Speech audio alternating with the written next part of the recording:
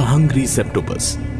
सत्यजीत रे की एक कहानी जो शुरू होती है कांति बाबू के अफसोस से। कांति बाबू, जिन्हें पेड़ पौधों की अजीबोगरीब प्रजातियों को इकट्ठा करने की अनूठी आदत है, वही आदत जो पहले जुनून बनी और फिर एक दिन बन गई एक डर। सुनेंगे आज की कहानी में द हंग्री सेप्टोपस बाय सत्यजीत रे।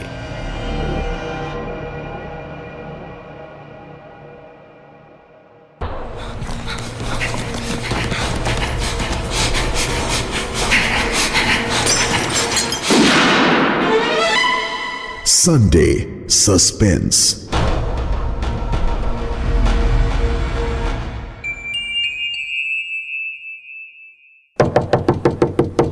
दरवाजा खटखटाने की आवाज सुनकर अपने आप मानो अंदर की झल्लाहट जुबान पर आ गई।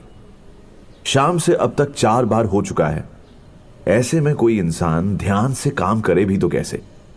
कार्तिक भी जाने कब से बाजार गया हुआ है, अब तक नहीं लौटा। लिखना बंद करके खुद उठकर जाना पड़ा। दरवाजा खोलते ही मैं हैरान हो गया। अरे ये तो कांति बाबू हैं। कहा, अरे कमाल हो गया, आइए आइए आइए। पहचाना? लगभग ना पहचानने बराबर कह सकते हैं। महाशय को अंदर कमरे में लाकर बैठाया। सचमुच पिछले 10 सालों में अविश्वसनीय परिवर्तन आया है कांति बाबू के चेहरे में। इन्हीं को 1950 में आसाम के जंगलों में हाथ में मैग्नीफाइंग ग्लास लिए भाग दौड़ करते देखा है। तभी उम्र 50 के करीब थी, पर एक भी बाल सफेद नहीं हुआ था। और उस उम्र में उनके अंदर उत्साह और एनर्जी का जो नमूना देखा था, वो आजकल के नौजवानों में भी कम ही दिखता है। देख रहा हूं तुम्हें अब भी ऑर्किड का शौक है। मेरे घर की खिड़की पर एक गमले में कांति बाबू का ही दिया हुआ एक ऑर्किड लगा था। वैसे अभी तक शौक है कहना गलत होगा। कांति बाबू ने ही मेरे अंदर पेड़ पौधों का शौक जगाया था। उनके देश छोड़ने के बाद वो शौक भी धीरे धीरे अपने आप चला गया, जैसे बाकी शौक भी चले गए हैं। आजकल सिर्फ लिखता हूं। वक्त बदल गया है।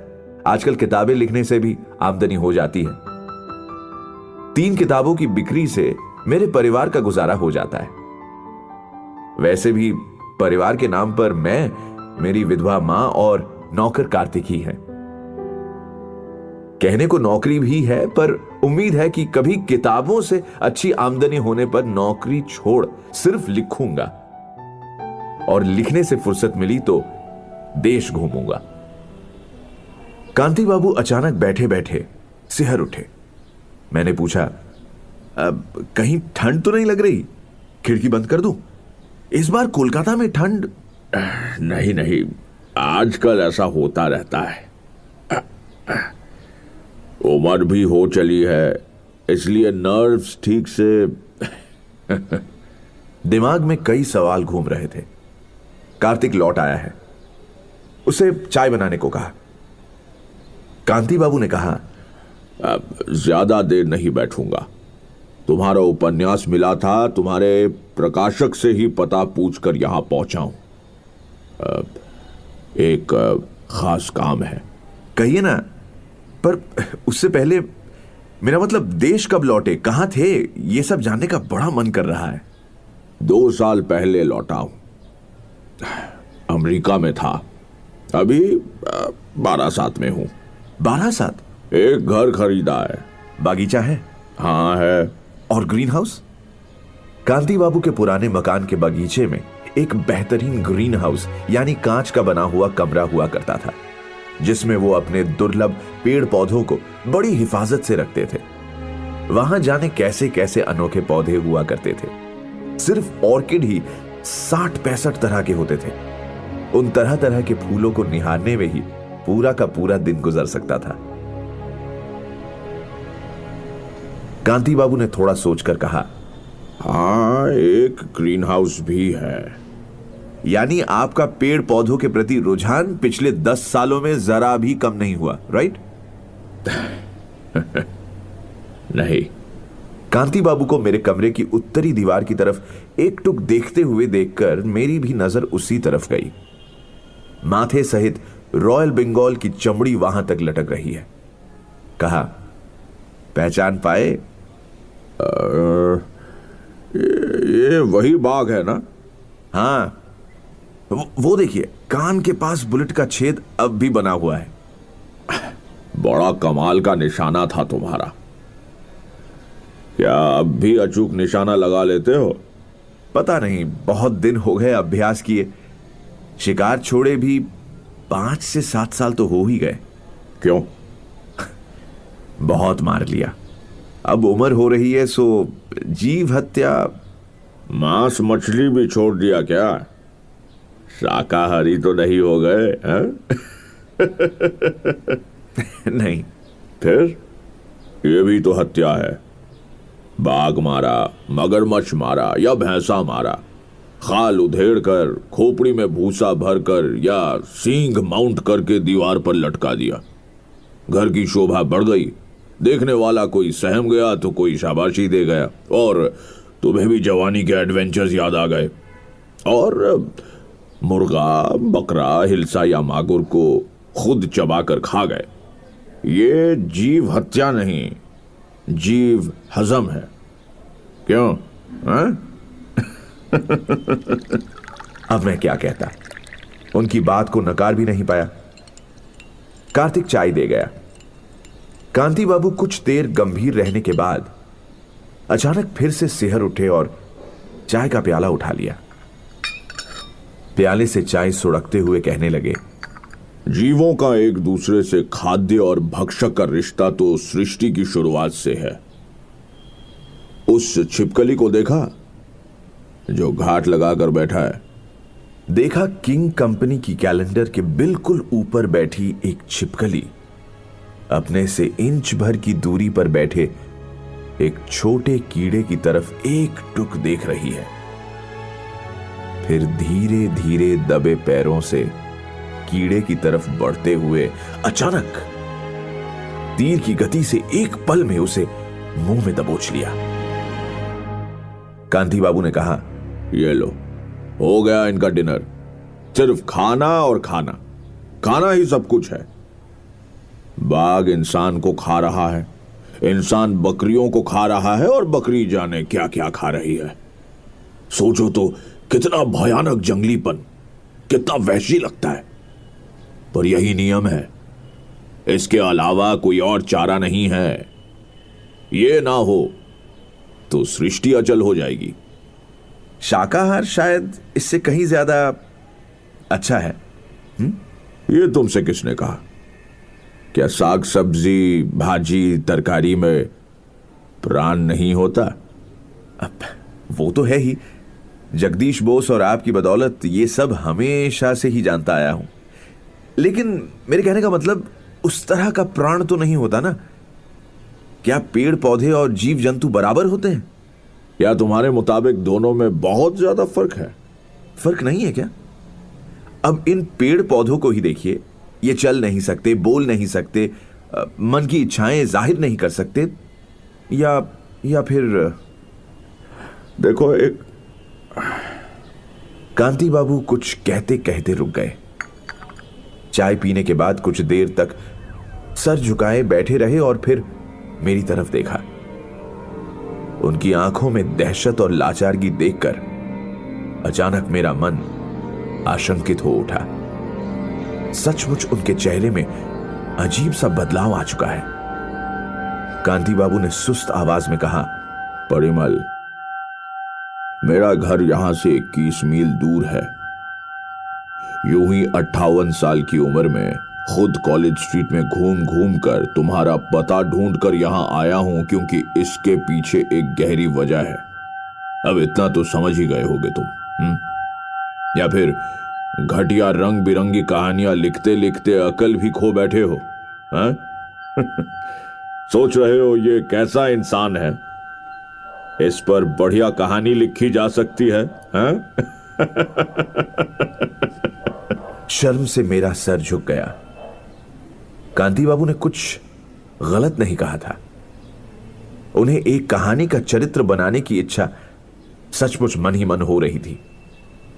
जनाब ने कहा, जिंदगी की सच्चाई से हटकर भले कुछ भी लिख लो, सब खोखला और धोखा ही होगा।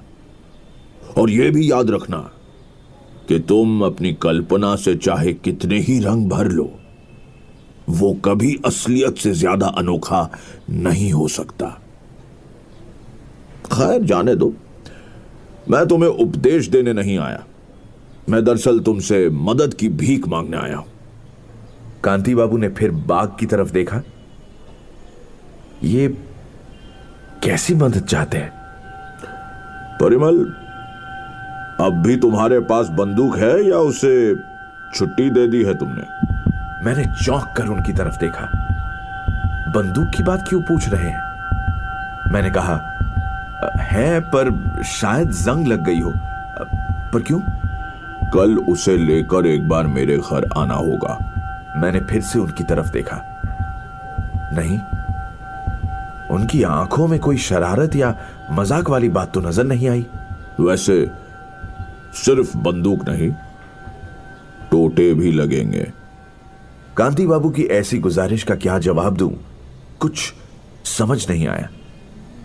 एक बार मन में आया कि शायद बातों से नहीं लग रहा, पर सचमुच इनका दिमाग फिर गया है। थोड़े मनमौजी हैं, इसमें कोई शक नहीं, वरना जान हथेली पर रखकर भला कोई अजीबो गरीब पेड़ पौधों के लिए जंगलों में क्यों भटकता। मैंने कहा, बंदूक ले जाने में मुझे कोई आपत्ति नहीं है, पर वजह जानने का बड़ा कौतूहल हो रहा है। क्या आपके इलाके में जंगली जानवर या चोर डकैतों का उत्पात बढ़ गया है? इस बात पे कांति बाबू ने कहा, ये सारी बातें तुम्हारे आने के बाद बताऊंगा।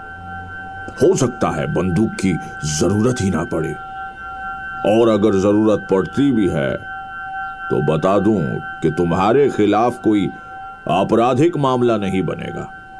कांति बाबू खड़े हो गए। मेरे नजदीक आकर मेरे कंधे पर हाथ रखकर कहा, तुम्हारे ही पास आया हूं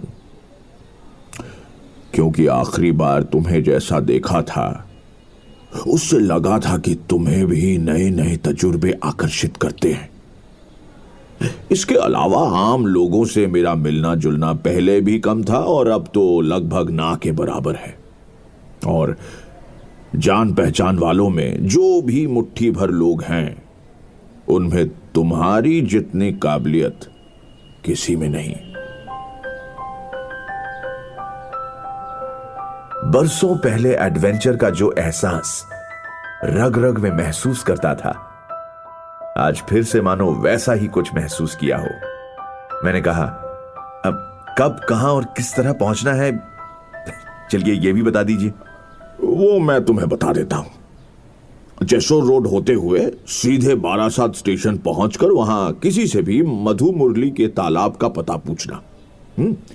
स्टेशन से 4 मील दूर है। उस तालाब के पास ही एक पुरानी टूटी फूटी नील कोठी है। उसके बिल्कुल पास ही मेरा घर है। तुम्हारे पास गाड़ी तो होगी? नहीं, मेरे एक दोस्त के पास है। दोस्त? कौन सा दोस्त? अभिजीत, मेरे कॉलेज का सहपाठी था। इंसान कैसा है? क्या मैं उसे पहचानता हूं? शायद नहीं पहचानते, पर इंसान अच्छा है। यानी अगर आप भरोसे की बात पूछ रहे हैं तो समझ लीजिए he is absolutely all right. ठीक है, उसे भी लेकर आना। हाँ, पर आना जरूर। अलग से बताने की जरूरत नहीं कि मामला बेहद गंभीर है। शाम तक पहुंचने की कोशिश करना। मेरे घर टेलीफोन नहीं है। नुक्कड़ वाले रिपब्लिक केमिस्ट से अभिजीत के घर फोन मिला है। कहा, अभी चले आओ, कुछ जरूरी बात करनी है। तुझे अपनी नई कहानी सुनानी है? मैं फिर से सो जाऊंगा, कह देता हूं। अरे नहीं नहीं, बात कुछ और है। कैसी बात? इतने धीमे क्यों बोल रहा है? एक बेहतरीन मैस्टिफ के पिल्ले का पता चला है। बेचने वाला मेरे घर पे बैठा है। कुत्ते का लालच दिखाए बिना आजकल अभिजीत को उसके घर से बाहर बुलाना बड़ा मुश्किल था। 5 महादेशों के 11 प्रजाति के कुत्ते हैं अभिजीत के केनल में। उनमें से 3 को तो पुरस्कार भी मिल चुके हैं। 5 साल पहले भी वो ऐसा नहीं था। आजकल कुत्ते ही उसका सब कुछ हैं, उसका ध्यान, ज्ञान और फिक्र। कुत्तों के प्रेम के अलावा अभिजीत में एक और खूबी है, और वो है